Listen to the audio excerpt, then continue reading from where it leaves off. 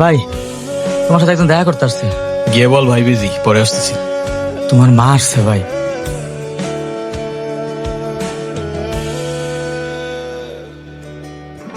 ঈশান, happy birthday বাবা। বাহ, আপনার মনে আছে অ্যাটলিস্ট। এই দিনটা আমি কি করে ভুলতে পারি বলো? আপনি সবই পারেন। Still thanks for the flower, but I don't think আপনার আমার সাথে দেখা করতে আসার তেমন কোনো প্রয়োজন ছিল। আমি তোমার মা ঈশান, মায়ের সাথে কেউ এভাবে কথা বলে? সরি, বাট আমার মা আমাকে অনেকগুলো বছর আগেই ছেড়ে চলে গিয়েছে। আমি তোমাকে ছেড়ে যাইনি, সত্যি বলতে ওই সময়টাই ওইরকম ছিল।